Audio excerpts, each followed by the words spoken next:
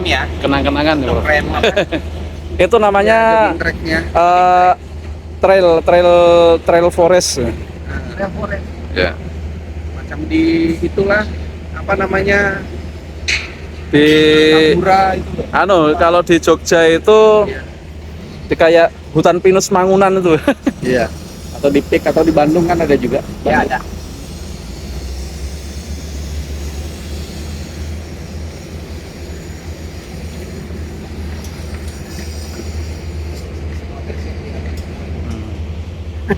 Ada berapa tes? Saya ada 3. Kalau yang sebelah itu ada 4. Paling memuaskan. Ya. Jadi 2 Kemenko ini 7.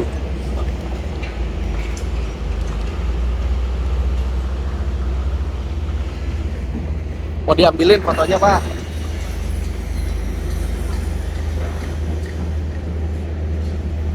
Ternyata. Iya, basah. Habis hujan tadi.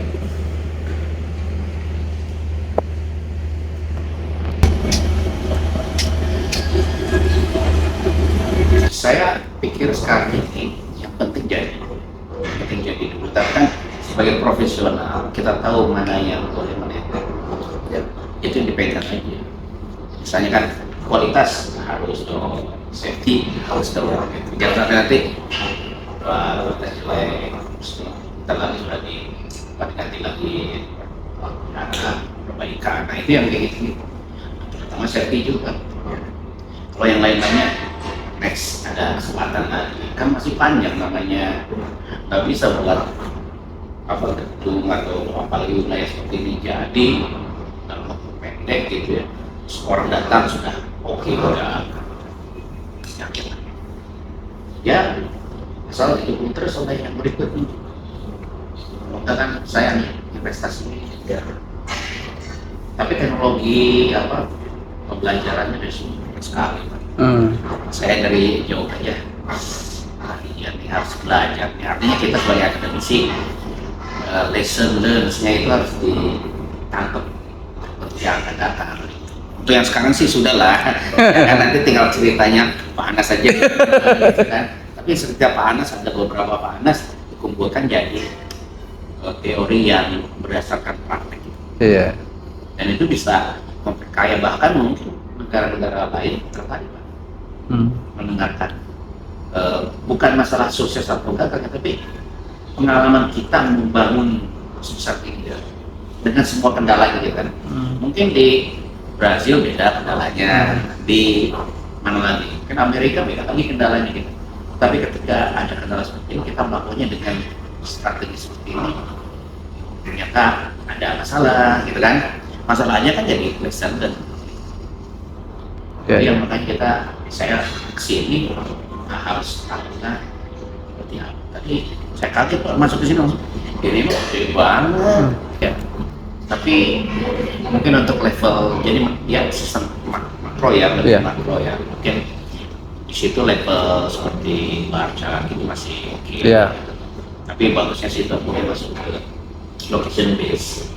Iya. Location base karena kan sudah dibagi paket. Kontraktor ini kecepatan kontraktor ini bisa dan integrasinya kalau terjadi clash itu. Ya, waktu itu yang saya kagetkan tidak perlu bilang semua pengawasnya dikawal oleh integrasi. Iya. Kemarin kan salah satu yang waktu awal-awal kan di observasi itu saya sampaikan bahwa di awal-awal ya di bulan pertama atau bulan kedua saya mulai proyek itu saya sudah mengerjakan landscape-nya. Landscape-nya, kawasannya gitu loh. Dia kaget, loh kok landscape-nya udah dikerjakan, hardscape-nya udah dikerjakan. Ya saya bilang bahwa ya ini sebenarnya nggak ada kaitannya sama paket bangunannya, ini bisa dikerjakan. Jadi nanti pas ketika selesai proyek itu tanamannya udah hijau gitu. Nah itu akhirnya itu menjadi isu dan sama mereka sama itu jadi seragamkan sama paket-paket yang lain. Jadi yang non kritikal ya dilakukan. Iya. Iya, saya pikir ini menarik banget. Kompleksitasnya banyak di. Nah, saya dengar juga di sini banyak isu tentang design build. Iya. Ya sebenarnya kan sebenarnya tidak semua proyek cocok dengan desain build. Ya anggapnya desain build itu mempercepat waktu. Padahal bukan itu esensinya. Esensinya adalah integrasi antara desain dan konstruksi. Iya. Dengan begitu bisa menjadi cepat, gitu kan. Tapi bukan semata-mata karena cepat itu. Nah, masalahnya integrasinya baru bisa terjadi kalau entitas designer dengan builder nyambung, kolaboratifnya bagus. Nah, kadang-kadang kan KSO ya susah lah kalau KSO ini nggak tahu di mana, ini nggak tahu di mana, ketemunya apa headless-nya. Itu sebenarnya isunya. Kalau sekarang kan lagi rame-rame semua ber-KSO gitu, Prof. Ya. Kalau menurut Profesor sendiri ini apa kelemahannya apa kalau KSO Kalau itu? KSO-nya antar kontraktor menurut saya sih biasanya kan sharing capacity. Iya. Tapi kalau dengan desainer, isunya adalah memang timnya harus yang terintegrasi. Jadi bukan hanya badan usahanya KSO, tapi timnya. Nah, tim terintegrasi itu artinya harus ada organisasi yang jelas. Kemudian satu lagi teknologi. Ya. Kalau itu enggak dilakukan antara desainer dan ini sulit. Kalau sini BIM sih kepake banget sini, Prof. Jadi crash detection itu kalau nggak ada teknologi itu kayaknya juga runyam itu. Di sini kepake banget itu untuk. Terus saya sendiri secara rekam jejaknya dokumen ya, saya kan pakai CDA gitu. Jadi itu sudah nggak ada lagi kita apa namanya salah-salahan, dokumenmu belum dikirim atau belum, semua sudah kita pakai CDA gitu. Jadi approvalnya by digital juga. Enggak, saya sendiri. Jadi kalau KSO itu kontraktor lebih kepada kapasiti. Tapi ketika menjadi tim project, nah ini yang tantangannya. Kalau owner sendiri dari pihak owner sendiri after projectnya atau after salesnya itu kalau terhadap KSO kira-kira gimana sih? Nanti kan kalau katakanlah waskita sendiri, original waskita gitu nggak KSO gitu, 2 tahun, 3 tahun, 4 tahun yang akan datang itu kita masih keberadaannya insya Allah masih ada kan gitu ya. Kalau KSO kan pasti nggak permanen ya. Ya nggak permanen. KSO nggak permanen. Bahwa misalnya 5 tahun, iya ada, tapi kan tidak permanen. Tapi kan yang penting adalah lesson learned dari banyak kegiatan. Jadi kan berikutnya kalau misalnya ada lagi membentuk lagi KSO gampang gitu. Kalau kita punya KSO dengan perusahaan A, B, C, kalau dengan A ini kayaknya lebih karena prosedurnya, gitu ya, teknologi yang dipakainya, orangnya tuh berarti lebih klop. Tapi nanti kalau KSO dengan yang B, kayaknya harus lihat dulu nih proyeknya yang seperti apa. Nah, perusahaan harus punya itu mah level atas, marketing, gitu kan, jadi dia intelijen, gitu kan. Ini kalau dengan perusahaan ini kita lebihnya ini ya, gitu, kira-kira. Jadi kan kita punya kesamaan kah, chemistry-nya gimana gitu. Nah, yang jadi isu kalau dengan desain, kecuali waskita dengan adanya upaya-upaya kayak ini mulai membangun kapasiti desain. Oh, kita sudah ada ya kalau udah yang COE itu ya, termasuk embrionya. Nah, jadi kan sering dapat misalnya pekerjaan desain build, tapi misalnya desainernya ada 2 gitu, terus KSO lama-lama harus bisa. Nah, berikutnya sebenarnya arahnya nanti ke EPC. Ya. Arahnya ke EPC. Kalau EPC artinya sudah kuat engineering-nya, programnya sudah pasti, kemudian kontraktornya. Nah, tidak ada sebenarnya desain builder yang perusahaan buat jadi desain builder langsung. Pasti dari tadi kontraktor, kemudian KSO. Dia sudah punya pengalaman buat ya buatan. Kalau misalnya tiba-tiba buat SBU desain builder, karena kapasitasnya gimana gitu, kapasitas desainnya nggak ada, lebih banyak kontraktor. Nah, yang penting juga kalau sekarang itu adalah desainer itu bukan hanya karena berinteraksi, dia bukan hanya desain produk, tapi desain proses yang biasanya dulu dilakukan oleh kontraktor. Jadi yang desainer juga akan mendapatkan kekayaan Ya. Dari segi kontraktor jago desain proses. Iya, betul. Nanti suatu saat desainer ini hanya mendesain, tidak desain build lagi, dia bisa mendesain produk plus proses. Dan itu bagus. Betul. Jadi jangan bilang metode serahkan aja ke kontraktor. Iya. Nah, tapi dia sudah. Ya. Kalau kontraktor ngambilnya ke desainernya, engineer-nya. Iya. Nanti baru setelah itu EPC. Kalau di KN sendiri tuh Lins Construction kira-kira Kalau saya sih dengan sekarang ini, menurut saya sih enggak. Sebaiknya lakukan yang tadi prinsip-prinsip profesionalisme dengan konstruksi. Itu aja. Bahwa ada misalnya permintaan yang berubah, lakukan aja. Tapi jangan sampai misalnya gara-gara itu kualitas turun. Gara-gara itu safety hilang, gitu kan. Bahwa ada klaim-klaim, ajar aja klaimnya gitu. Ya kan.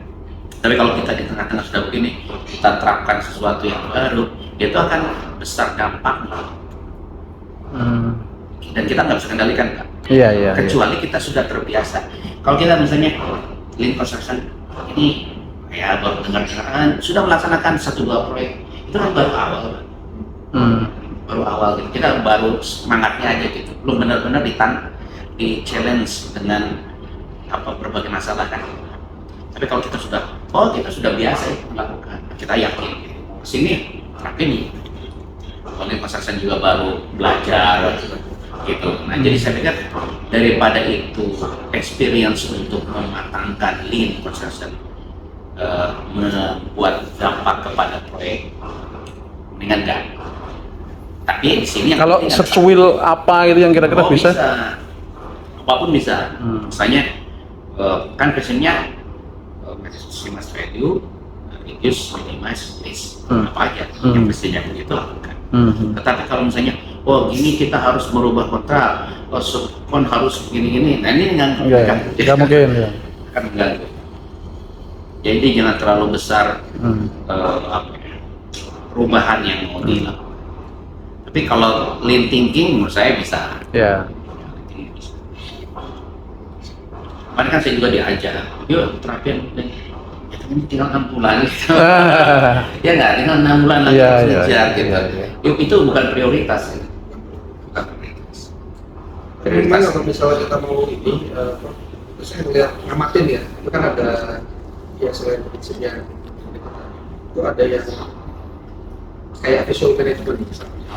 Itu kan bisa juga digunakan. Jadi Visual management itu ya, Pak? sederhananya kasih color coding di shoring misalnya. Sederhananya itu di shoring yang bobot sekian dengan shoring yang bobot sekian gitu ya, kita bedakan dengan ada strip warna hijau, kuning, merah misalkan kayak gitu. Memudahkan orang yang tidak tahu detail mengendalikan kualitas, melaksanakan pekerjaan, mengetahui sudah sampai mana. Itu bisa. Terus ya misalnya untuk planningnya kita, kita kan ketika kita berubah jadi MS Project, tidak semua orang bisa akses si MS Project itu kan. Tapi kan kalau misalnya kita jembrengin dia di board, kalau kemudian ada merah kuning, terus kemudian ada yang dipiringin, itu kan jadi kan kelihatan. Ini masih ada apa ya? Masih ada kendala. Jadi semua orang bisa lihat. Itu udah diterapin tadi. Iya, kita udah. Tapi kan memang komitmennya kami pada saat berubah ke digital itu ditinggalkan ke komitmennya. Tapi saya melihat ya itu visual management Bukan cuma kan sudah gabungkan. Sudah. Digital. Sudah. Jadi alat kendalinya di WBS nih, bro. Itu yang kita konekin ke SAP, ERP, kemudian ke BIM, kemudian ke LPS. Ya. Kemarin juga ada ya kemana lain dengan baik juga coba aja. Cuma memang tergantung kepada bagaimana kita modifikasi activity ya dan modelkan di BIM-nya itu. Jadi konektivitas antara itu tuh harus makin juga nih. Iya, itu ada PLN nyambung. Setiap minggu selalu ada penambahan kabel trafo itu, jadi bergerak semua.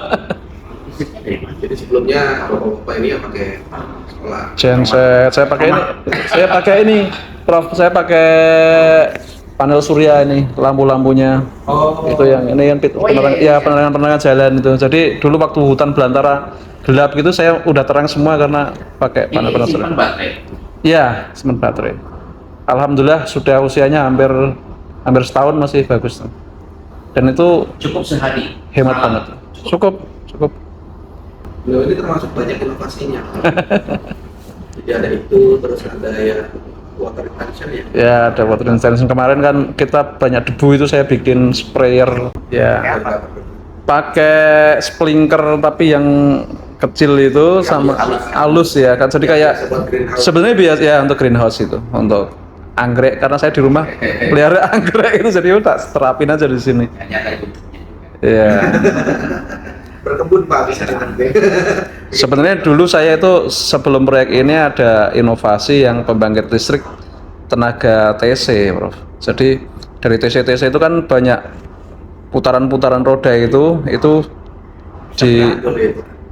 dulu itu bisa untuk menerangi seluruh proyek waktu saya bikin simulasi itu.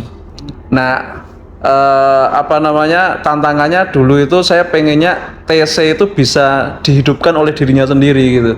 Cuman ngitung baterainya gede banget. Mungkin kalau sudah ada teknologi baterai, ya di baterainya itu yang jadi harus bikin inovasi baterai dulu nih. Tapi baterai sekarang rame.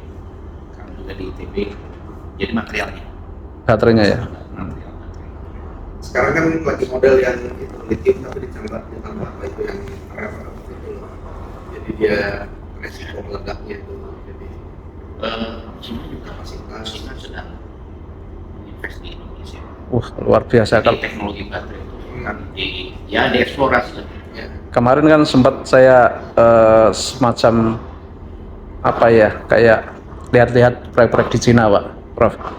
Keliling sana dahsyat ya, luar biasa, masif gitu, towernya banyak, luar biasa. Dan waktunya cepat-cepat juga. Saya kagum yang pernah dibawa ke Cina oleh Global itu. Ya mereka punya sistem sendiri, tapi itu sudah jalan. Ya. Yang namanya Construction 4.0 itu sudah jalan. Iya betul. Mereka tapi dengan sistem sendiri. Ya. Setelah dikasihkan pada orang, sudah ada yang namanya BIM itu kan sudah proyek-proyek itu QR code itu sudah biasa aja. Saya sudah terpasang. Iya. Dan mereka infrastruktur untuk teknologi informasinya udah keren. Iya. Kayak apa itu sepeda-sepeda yang rental di pinggir-pinggir jalan itu, dia GPS-nya itu bisa presisi banget. Jadi kalau sepeda diparkirin di luar kotakan markanya itu nggak bisa dikunci. Itu kan udah presisi banget tuh. Apa ya Pak, saya selain beruntung gitu ya, karena semua perusahaan teknologi kan ke Cina kan. Jadi tukang jahitnya lah gitu kan. Jadi Dan dicuri oleh mereka. ya bisa. Dicuri oleh mereka.